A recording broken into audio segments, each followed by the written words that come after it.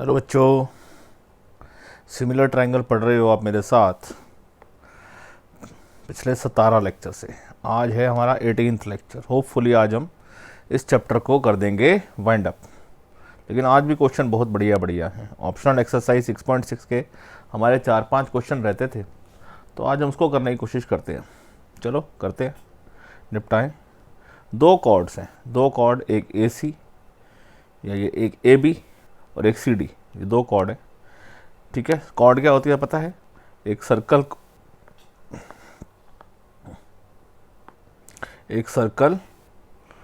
Cord figure को समझती है, वो ज़्यादा अच्छा होता है, ठीक है। सारी ज्योमेट्री में तो बात फिगर की ही होती है। कॉर्ड एक है AB, ठीक है जी, और एक है आपकी CD, ठीक है जी। इसको क्या हो गया, चलो वापस जाओ। They intersect each other at P, मतलब इसको आगे बढ़ा दिया और ये कहीं आगे आगे जाकर मिल गई, सफ़ेद रंग से मिलेंगे। तो P से मिल गई A और P पे मिल गई C, ठीक है। आगे बढ़ते हैं। प्रूव दैट PAC मतलब ये ट्राइंगल PAC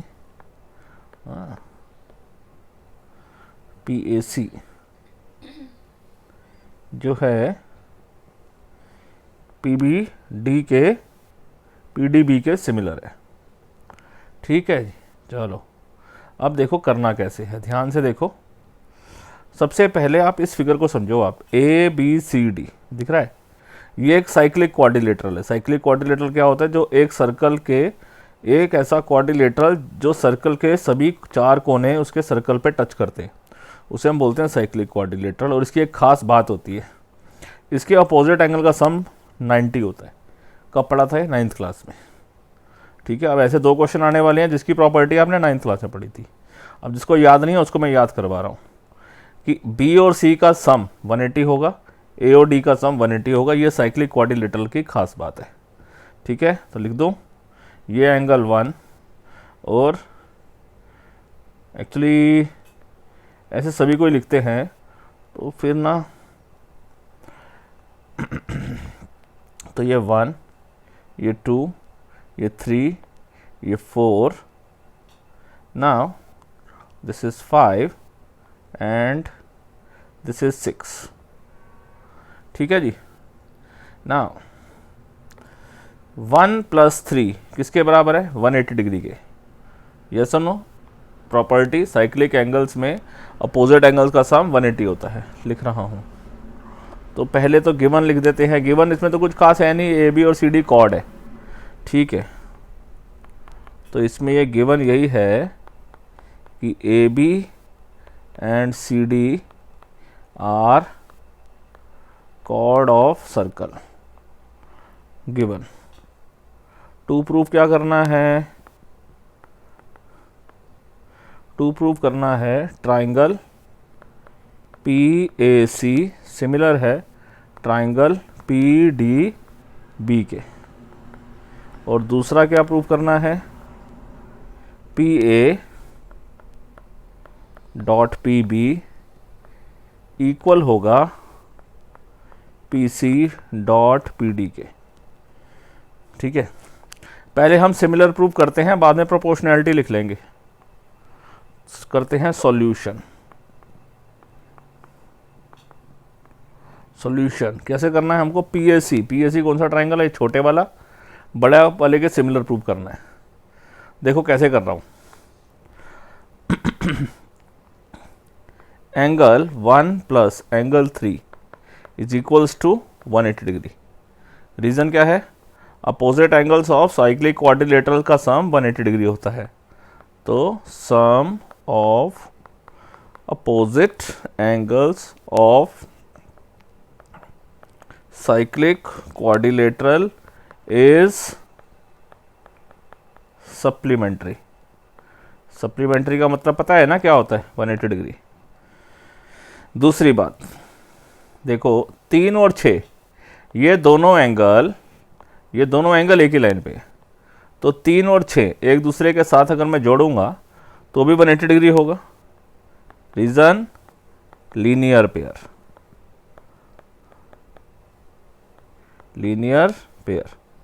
अब अगर 1+3 भी 180 के बराबर है, 3+6 भी 180 के बराबर है, सो इसको मैं अगर फर्स्ट और सेकेंड ले लूँ, सो मैं बोल सकता हूँ कि 1+3, so from first and second angle 1 plus angle 3 equal है एंगल 3 प्लस एंगल 6 के। ठीक है, 3 से 3 कैंसिल हो गया, तो एंगल 1 बराबर एंगल 6 आ गया। अब देखो क्या है शेप है, देखो 1 बराबर हो गया 6 के, तो इसी तरीके से 2 बराबर हो जाएगा 5 के। ठीक बात है ना, ठीक बात है। सिमिलरली, वैसे कोई ज़रूरत ही नहीं है, मैं आपको सही बताऊं, कोई ज़रूरत नहीं है, बिना इसके कर दे।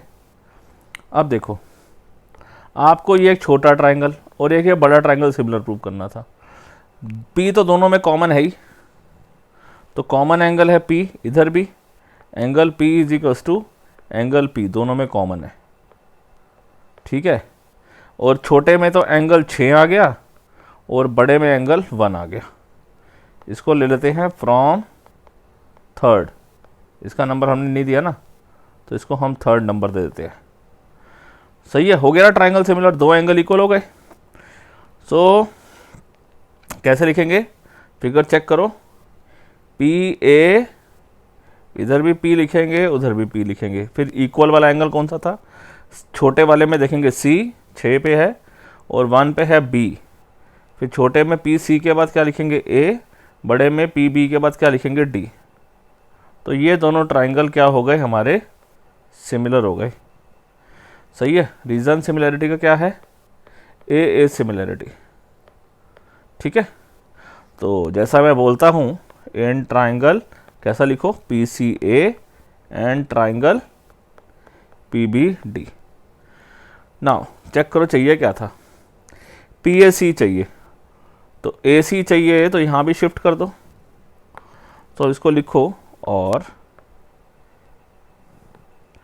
ट्रायंगल पी ए सी चाहिए तो ट्रायंगल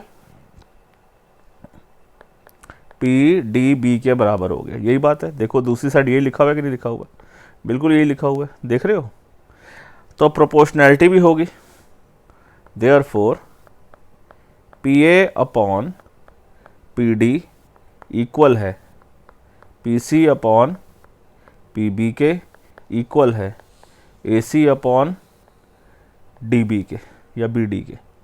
ठीक है, since triangles are similar, sides are proportional.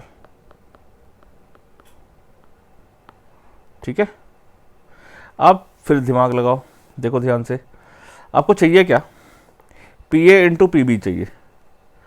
P A into P B आपको यहाँ से मिल सकता है, अगर ये क्रॉस हो गए तो राइट साइड पे क्या मिलेगा, P C into P D. Check करो यही आ रहा है, आ रहा है। तो आपने प्रोपोर्शनैलिटी सही लिखी है तो कोई दिक्कत नहीं आएगी ना। तो इसको ऐसे लिख लो, यही दोनों ले लो, P A upon P D is equals to P C upon P B. Therefore P A into P B equal हो गया P C into P D, hence proved. हो गया, आसान है, प्रॉपर्टी वो याद रखनी है बच्चे।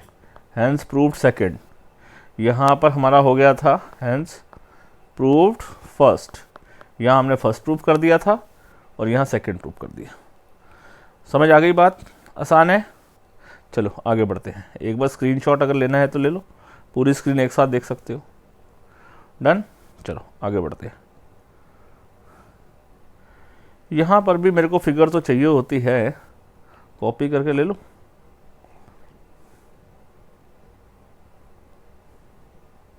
थोड़ा सा बड़ा करके बना दूँ। चलो अब देखते हैं, यहाँ भी कह रहा है ए बी और सी डी दो कॉर्ड्स हैं, ए बी और सी डी दो कॉर्ड्स हैं, ये पी पे मिल रही हैं, ये ज़रूरी नहीं है सेंटर है। ठीक है, तो गिवन क्या है कि A B and C D are two chords. ठीक है जी। गिवन टू प्रूव क्या करना है, पहले ट्राइंगल APC सिमिलर है ट्राइंगल DPB के, पहली बात। और दूसरी बात क्या करनी है, AP डॉट PB इक्वल होगा CP डॉट DP के। तो पहले तो सिमिलैरिटी प्रूव करो। कौन कौन सा ट्राइंगल मांग रहा है, APC। APC कौन सा होता है, ये वाला APC। दूसरा है DPB, ये वाला एंगल। अब इसको पकड़ने के लिए क्या करें, मैं आपको एक ट्रिक बताता हूँ। यहाँ भी 9th क्लास की एक ऐसी थ्योरम थी, एंगल इन सेम सेगमेंट वाली, दिखाता हूँ आपको। ठीक है, जिन बच्चों को ये याद है उनको कोई समस्या नहीं आएगी, जिनको याद नहीं है वो याद करने की कोशिश करो, और जिनको ये याद नहीं है, याद करने की कोशिश नहीं कर सकते, तो याद कर लो। देखो, मैंने CB लाइन को ज्वाइन किया। CB लाइन से देखे तो सर्कल के ऊपर दो एंगल बन रहे हैं, एक यहाँ C से लेकर D को ज्वाइन करते हुए, और दूसरा जो एंगल बन रहा है वो आप देखोगे तो C से लेकर A को ज्वाइन करते हुए। ठीक है, ये दोनों के दोनों एंगल बन कहाँ से रहे हैं, CB से बन रहे हैं। तो CB एक सेगमेंट है। अगर एक ही सेगमेंट से अगर दो एंगल बनते थे तो ये दोनों एंगल इक्वल होते थे। ठीक है, बात समझ में आ गई कि याद आ गई? याद आ गई तो अच्छी बात है, नहीं याद आई है तो उस बच्चों के लिए ये एक प्रॉपर्टी है। ठीक है, वैसे तो याद आ जानी चाहिए, तो मैं इसलिए इसको थोड़ा सा डॉटेड बना देता हूँ। ठीक है, सो इसका नंबर हो गया angle 1 and this is angle 2।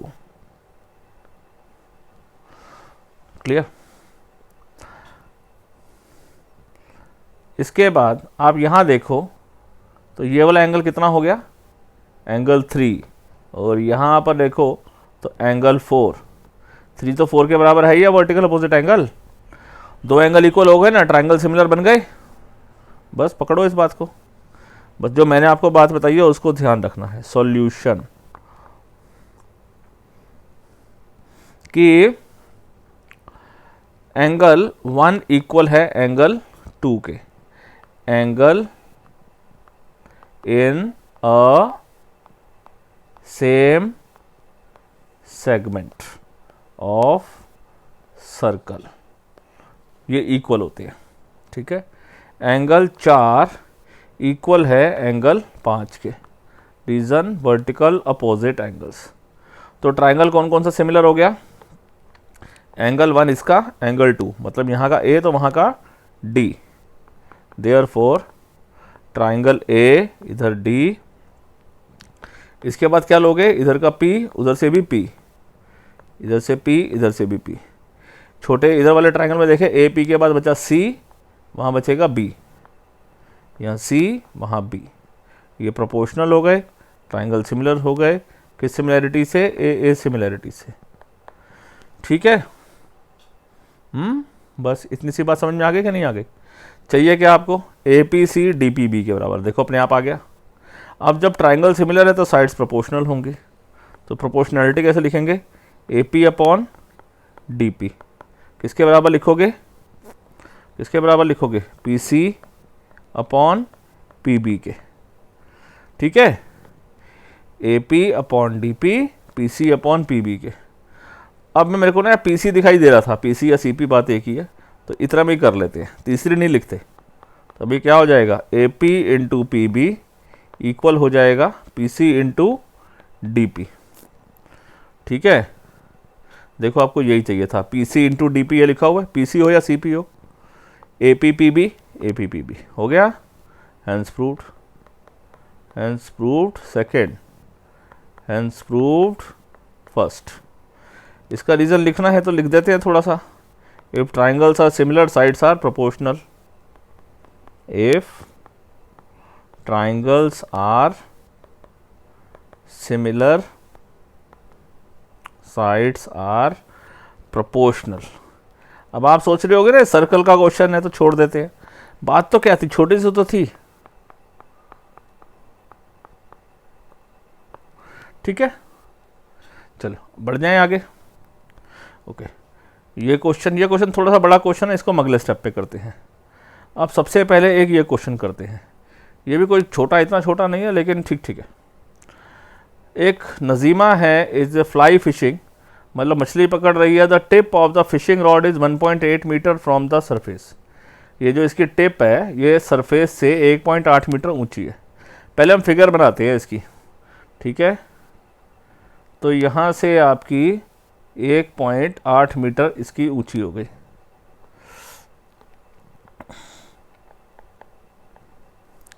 इसके बाद क्या है, at the end of the string rest a water 3.6 metre away and 2.4 metre from the point directly under the tip. मतलब जो है उसकी जो रस्सी है इस पॉइंट से वो कितनी है, जहाँ पर वो बैठी है, देखो यहाँ पर वो कहाँ बैठी है, यहाँ पर, ठीक है। यहाँ से इसने रस्सी पकड़ी, ये ऐसे डंडी पकड़ी हुई है, ठीक है। तो यहाँ पर वो बैठ के इसने डंडी पकड़ी हुई है, तो पकड़ लो डंडी। चलो पहले स्टेप बाय स्टेप देखो। ये इसकी फिशिंग रॉड है, ठीक है। अब जहाँ से ये फिशिंग रॉड है, यहाँ पर ये इस स्टिक पे बैठी हुई है। फिगर को समझो ध्यान से, ये ऐसे बना लिया हमने। यहाँ से ये जो पॉइंट है जहाँ ये बैठी है वो स्टेज ये वाली है, ठीक है। यहाँ से इसकी फिशिंग रॉड है। फिशिंग रॉड पानी से 1.8 मीटर ऊंची है, और फिशिंग रॉड यहाँ से कितनी दूर है, देखो यहाँ से फिगर 1.2 मीटर दूर है। सो बेसिकली मैं इसको ऐसे बोल सकता हूँ कि यहाँ से ये जो दूरी हमारे को दिखाई दे रही है ये वाली 1.2 मीटर दूर है। ओके, अब क्या बात है, इसके बाद जो इसकी जो रस्सी है इसने ऐसे लगी हुई है, इसके बीच में कोई ढील नहीं है, ठीक है, कोई ढील नहीं है, रस्सी से खिंची हुई है। और वो इस पॉइंट से 2.4 मीटर, या वो जैसे जहाँ से बैठी हुई है वहाँ से कितना मीटर हो गई, 1.2 + 2.4 3.6 मीटर दूर है। सो वो यहाँ से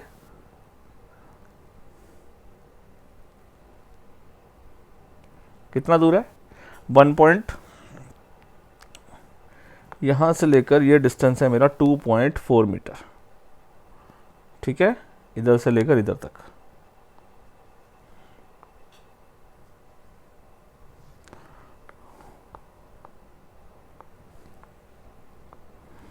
सही है बच्चों, यहाँ तक मेरी बात समझ में आ गई। अब क्या करा उसने,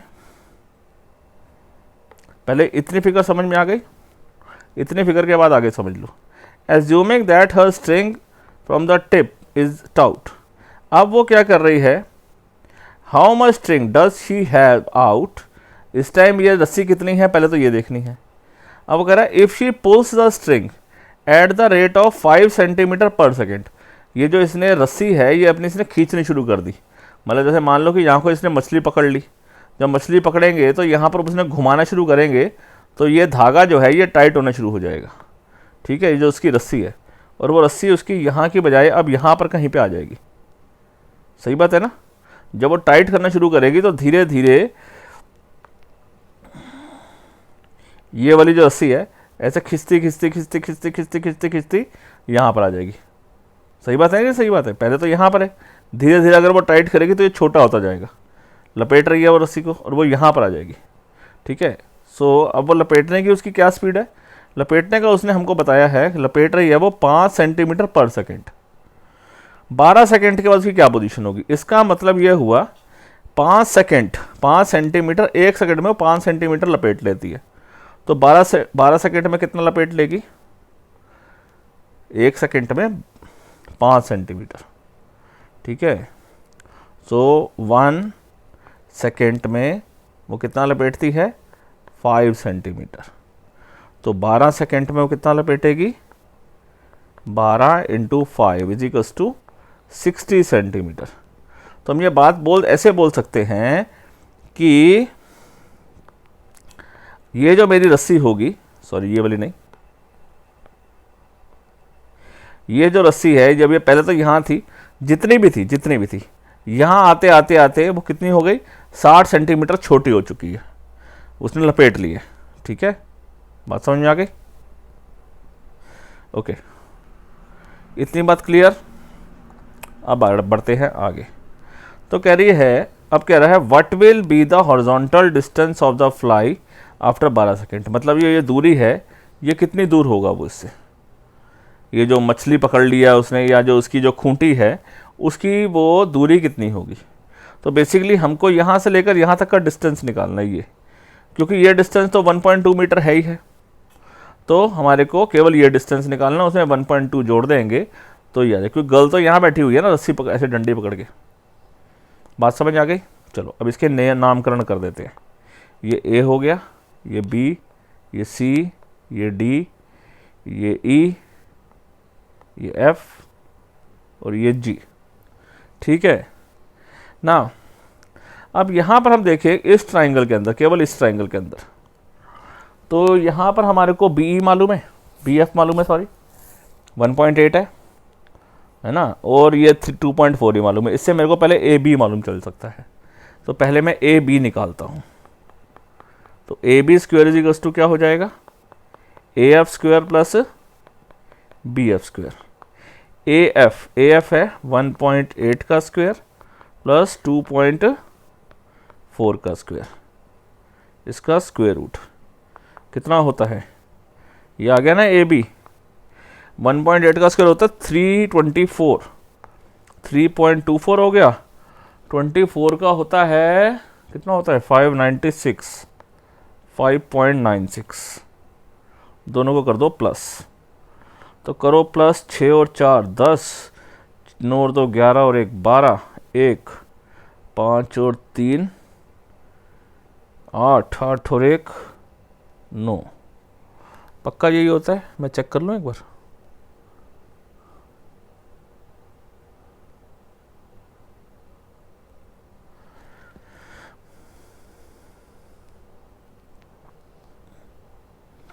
नहीं 1.8 का हमारा स्क्वायर ठीक है, फिर इसके बाद आएगा 2.4। यहाँ थोड़ा सा ना, ये 576 था, इट वॉज नॉट 96, ये 576 है। इससे क्या होगा ना, ये 7 5 और 3 8 और 1 9 आ जाएगा, ये पूरा स्क्वायर रूट ऑफ 9। तो इससे आ गया 3, इसका मतलब ए बी आ गया है 3। ठीक है, ए बी अगर 3 आ गया, ध्यान से देखो, तो मैंने आपको समझाया था जब इसने रस्सी लपेट ली थी, तो जो बीजी की रस्सी है वो 60 सेंटीमीटर कम हो जाएगी। अब मीटर में है तो इसको मीटर में कन्वर्ट कर लो, तो 0.6 मीटर हो गई। तो जो बीजी है, बीजी वो कितना हो जाएगा, 3 में से माइनस करना पड़ेगा आपको 0.6 मीटर, कितना आ जाएगा 2.4 मीटर। बीजी आ गया आपके पास 2.4 मीटर। बोलो यहाँ तक बात समझ में आ गई? आप फिर दोबारा देख लो, बीजी आ गई आपके पास, ये 1.8 है, ये 2.4 है, इससे आप जी एफ निकाल लोगे ना, सही है। तो बीजी का स्क्वायर इज इक्वल्स टू क्या हो जाएगा, G F square plus B F square. ठीक है, इस ट्राइंगल में तो एन ट्राई plus B F square, in triangle B G F. तो आपको निकालना है यहाँ से जी एफ स्क्वायर। तो जी एफ स्क्वायर निकालना हो तो कैसे हो जाएगा, B G square minus B F square.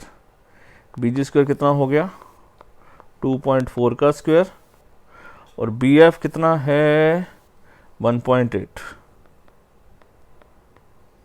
ठीक है जी, का स्क्वायर रूट। क्लियर? ये बड़ा मैजिकल सा नंबर आ गया, दोबारा वही आ गया, ये प्लस हुआ था या माइनस हुआ। अब यहाँ ए स्क्वायर माइनस बी स्क्वायर आ गया, तो ये हो गया 5.76 माइनस 3.24, सही है ना। तो 5.76 माइनस 3.24 करोगे तो क्या हो जाएगा, 6 में से 4 गए 2, 7 2 5 5 3 2, 2.52 का स्क्वायर रूट। ठीक है, अब 2.52 का स्क्वायर रूट कैसे होगा, जिसकी वैल्यू आएगी आपके पास 1.58।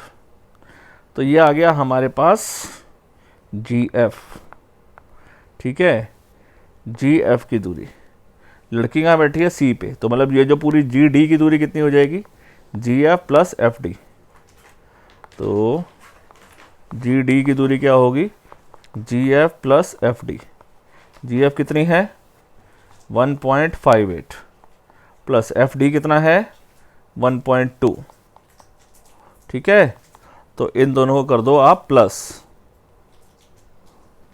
तो कितना आ जाएगा 2.78 मीटर। तो इसका मतलब जो लड़की है उस टाइम जो फ्लाई थी वो 2.78 मीटर दूर है उससे। ठीक, बात समझ में आ गई। तो एक बार दोबारा देख लो फुल स्पीड से। चलो अब करते हैं बच्चों ये वाला question. This question is quite long, ये काफ़ी लंबा क्वेश्चन है। अब जरा सा कुर्सी की पेटी बांध लो। ठीक है, हाँ लास्ट क्वेश्चन है एक्सरसाइज का, लेक्चर का। ठीक है, तो इसको समझो आप ध्यान से। Prove that the sum of square of diagonal of the parallelogram is equal to the sum of square of its sides. So पहले मैं डायगोनल बनाता हूँ, फिर सॉरी पैरेललोग्राम बनाता हूँ, फिर आपको समझाता हूँ ये क्या कहना चाहता है। ये एक लाइन ली,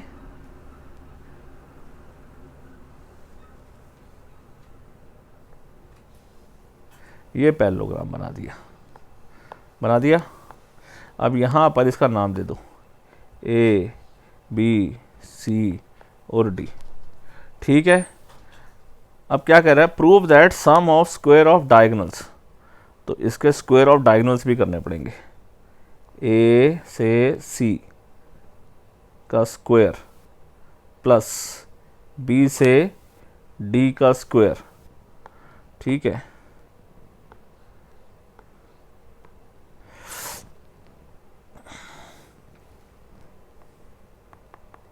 गिवन है AC का स्क्वायर प्लस BD का स्क्वायर इक्वल है, is equal to sum of square of all sides. AB का स्क्वायर BC, CD और AD का स्क्वायर के बराबर है।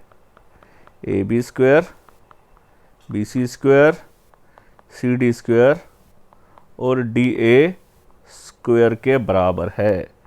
तो जी आपको थोड़ा सा हिलाएंगे।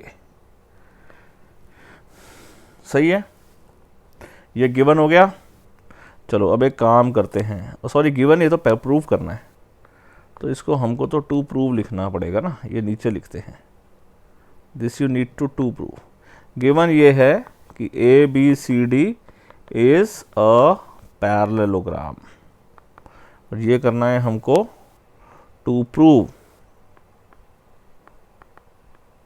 ठीक है, चलिए अब सबसे पहले हम इस फिगर को दोबारा उठाते हैं। पहले फिगर बनानी समझ में आ गई ना।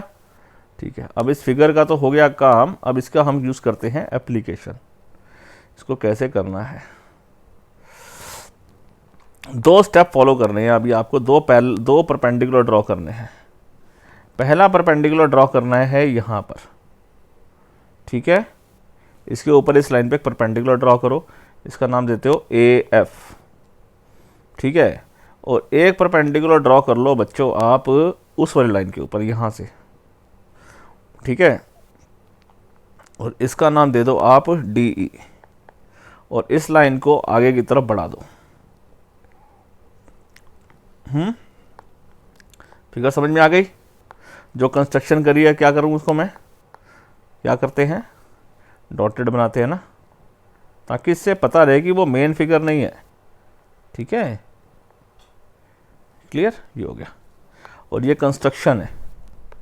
सो एक तो ये 90 डिग्री है, ठीक है ना जी, और दूसरा ये भी हमने 90 डिग्री बनाया है। सो हम बोल सकते हैं, अब पहले कंस्ट्रक्शन लिख ले। Construction, draw AF perpendicular to DC और DE परपेंडिकुलर टू BE। ठीक है, चलो कितना काम कर लिया। अब देखते जाओ, ठीक है। मैं अब एक काम करता हूँ, ये मेरे को अगर फिगर दोबारा चाहिए होगी तो मैं इसको अब कॉपी करके अपने पास रख लेता हूँ, कभी भी चाहिए होगी मैं लिख दूँगा। अब लिख रहे हैं बच्चों हम सॉल्यूशन, इसका ध्यान से देखते जाओ। बहुत सारी बातें हैं, इसको कम से कम क्वेश्चन को 3-4 बार ही प्रैक्टिस करना, एक बार में क्लियर नहीं होता है ये। एक्चुअली स्टेप्स बहुत सारे हैं इसके अंदर। सबसे पहले आप ट्राइंगल लो, an triangle DEA, DEA triangle दिख रहा है ये वाला, तो क्या हो जाएगा, DA का स्क्वायर किसके इक्वल है, EA का स्क्वायर प्लस ED का स्क्वायर, ठीक है। इन ट्राइंगल DEB, ठीक है, ये क्या थ्योरम थी, पाइथागोरस थ्योरम थी, ठीक है। इसके बाद अब ट्राइंगल लो DEB, ये 90 डिग्री है तो ये हाइपोटेन्यूज होगा, सो DB का स्क्वायर किसके इक्वल है, DB का स्क्वायर ED के स्क्वायर के प्लस EB के स्क्वायर के, ED का स्क्वायर प्लस EB का स्क्वायर, ठीक है ना, ठीक है। अच्छा, यहाँ तक तो ठीक है। अब जो EB का स्क्वायर है, EB किसके बराबर है, EA प्लस AB के, ED स्क्वायर, इसको हम कैसे लिखेंगे, EA प्लस AB के बराबर है ये, ठीक है जी। एक्सपेंड करते हैं इसको,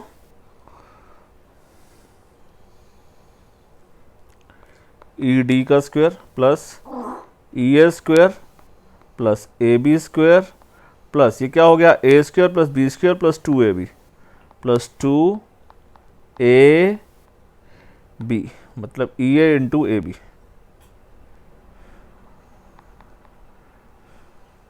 ये आगे पास आ गया DB का स्क्वायर, ठीक है।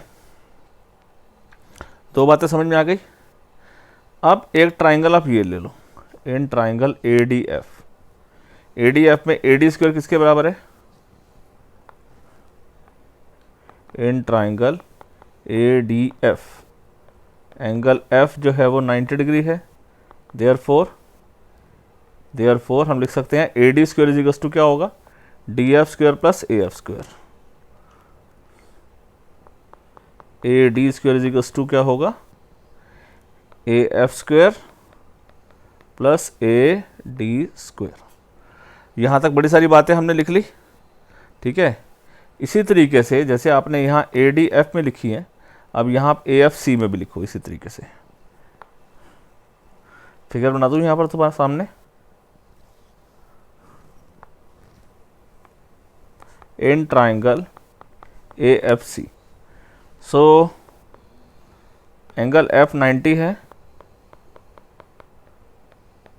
एंगल F 90 है, तो AC square is equal to क्या हो जाएगा, AF square plus FC square, ठीक है, AF square plus FC square.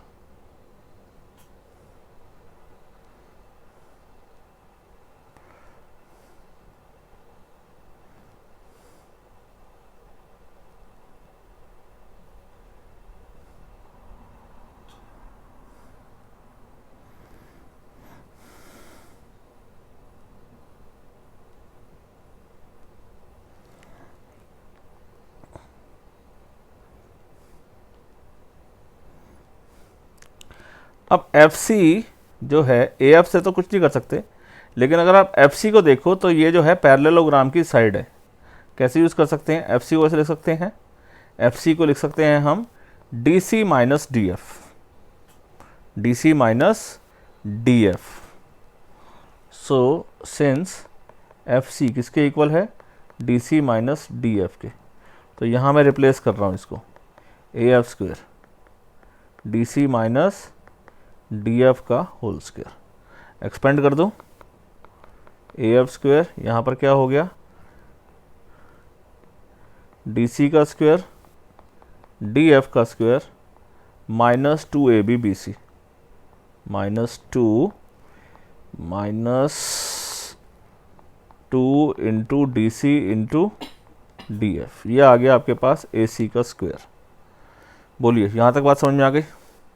अब मेरे को एक बात बताओ, ए बी सी डी एक पैरेललोग्राम है, अगर पैरेललोग्राम है तो ए बी सी डी के बराबर होगा और ए डी बी सी के बराबर होगा since A B C D जो है is parallelogram, therefore A B is equals to C D होगा और A D is equals to B C होगा।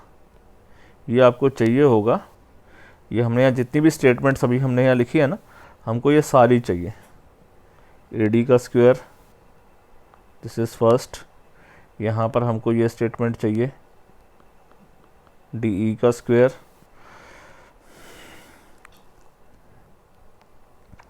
फिर थर्ड स्टेटमेंट में हमने ये लिख रहे हैं, ठीक है जी। ये हमारे को चाहिए A B is equals to B C काम आने वाली है, इसे आप लिखो फोर्थ और इसे आप लिखो फिफ्थ, ठीक है जी। यहाँ तक बात समझ में आ गई। अब हम लेंगे ये दो ट्राइंगल, ये वाला और ये वाला, और इन दोनों को हम करेंगे कॉन्ग्रुएंट प्रूफ।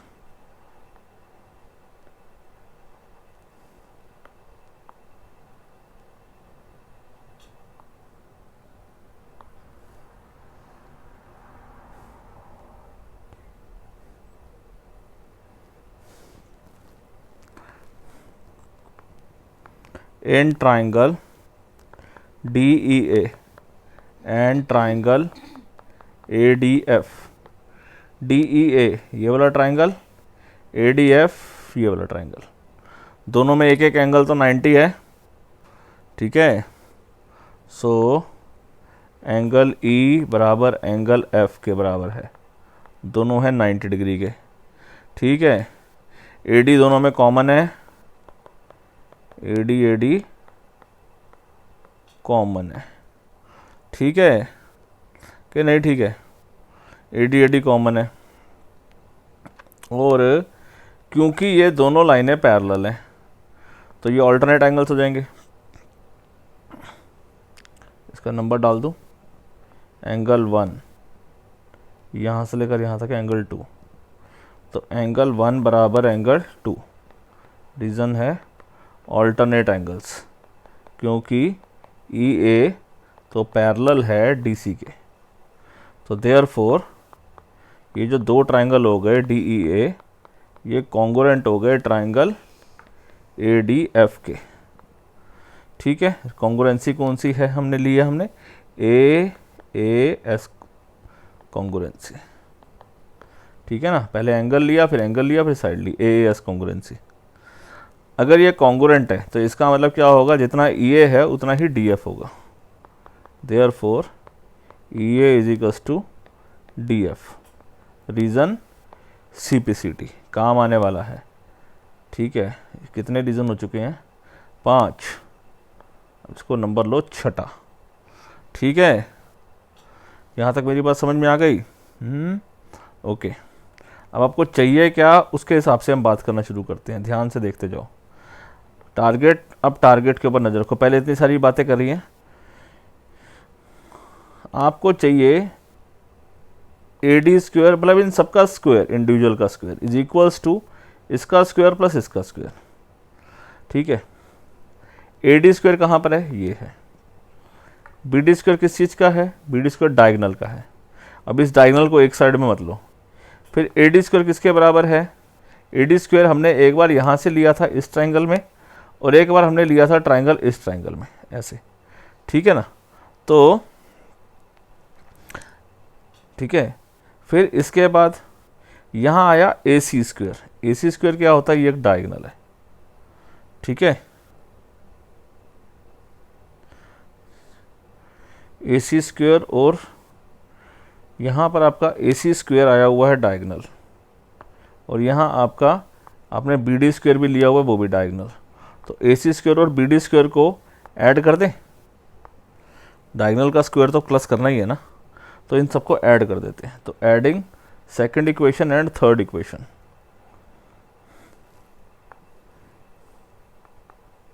ऐड कर देते हैं second equation and third equation. कुछ रह ना जाए इसलिए हम क्या ट्रिक अपनाते हैं, कॉपी करते हैं। सेकंड इक्वेशन क्या है, दिस प्लस दिस, कॉपी, ये सेकंड इक्वेशन है, ठीक है। दिस में थर्ड इक्वेशन ऐड कर रहे हैं, मैं यहाँ इसको ऐसे लिख के दिखाता हूँ, प्लस थर्ड इक्वेशन ये वाली,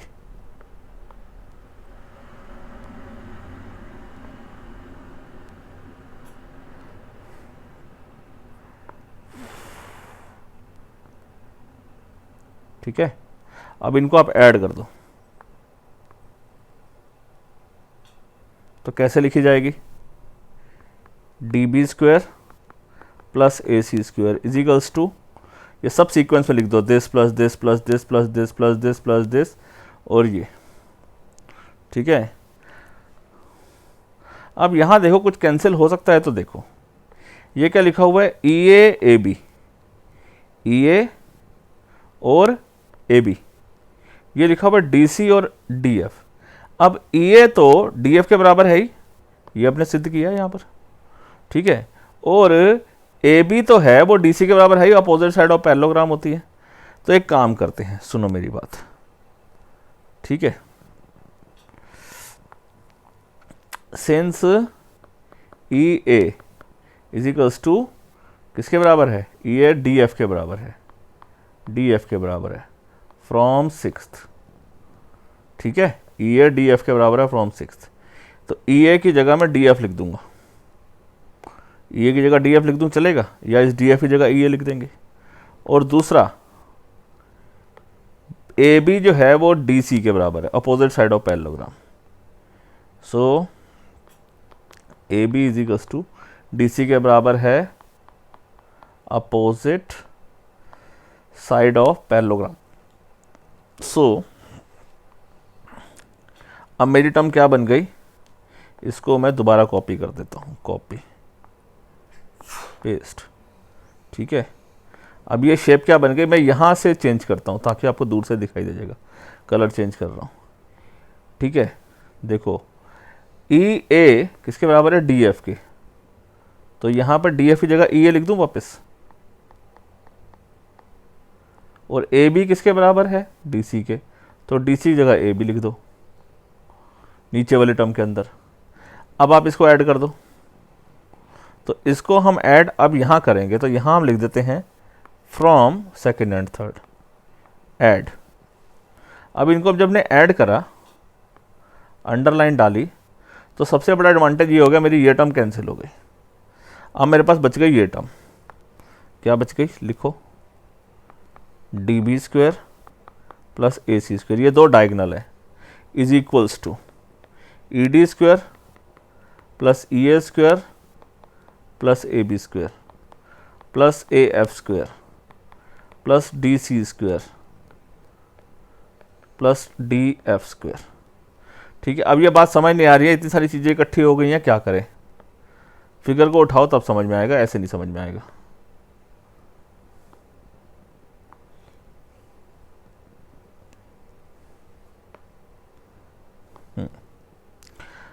देखो डी बी स्क्वेयर और ए सी स्क्वेयर, ये डी बी स्क्वेयर आ गया, ये ए सी स्क्वेयर आ गया, sum of square of diagonal आ गया, इज इक्वल टू क्या होना चाहिए, A D square D C square C B square A B square के बराबर होनी चाहिए, ठीक है।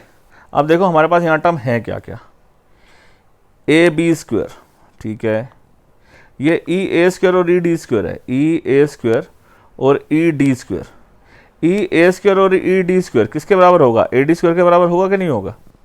तो ई ए स्क्वेयर और ई डी स्क्वेयर को ग्रुपिंग कर दो, तो इसको ग्रुप कर दो, ई डी स्क्वेयर प्लस, या यहीं पे ही ग्रुप कर दें या अगले स्टेप पे कर देंगे, चलो E D square plus E A square plus A B square plus, यहाँ क्या लिखा हुआ है, ए एफ स्क्वेयर और डी एफ स्क्वेयर, इसको भी ग्रुप कर दो, ए एफ और डी एफ को ग्रुप कर दो, ये राइट एंगल ट्राइंगल बन रहा है। So A F square plus D F square को ग्रुप कर दो, प्लस लिख दो डी सी स्क्वेयर के। नाउ ई ए स्क्वेयर और ई डी स्क्वेयर किसके बराबर हो गई, ए डी स्क्वेयर के बराबर होंगी, तो this is A D square plus A B square plus A F और डी एफ किसके बराबर होंगी, ए एफ स्क्वायर और डी एफ स्क्वायर किसके बराबर होगी, ए डी स्क्वायर के, ए डी स्क्वायर के, प्लस यहाँ क्या लिखा हुआ है अगला, D C square plus D C square. अब मेरे को एक बात बताओ, ए डी जो है, ए डी स्क्वायर 2 बार आ गया, ए डी तो बी सी के बराबर है ना, तो एक ए डी स्क्वायर को बी सी स्क्वायर के बराबर लिख दो। Since A D is equals to B C के बराबर है, देयरफॉर ये हो जाएगा एक ए डी स्क्वायर लिखा रहने दो, A D square A B square, इस ए डी स्क्वायर का क्या लिख दूं मैं, B C square plus D C square. ठीक है, तो तरीके से लिख दूं, सबसे पहले क्या लिख दूं, ए बी स्क्वायर पहले, फिर बी सी, फिर सी डी, फिर डी ए।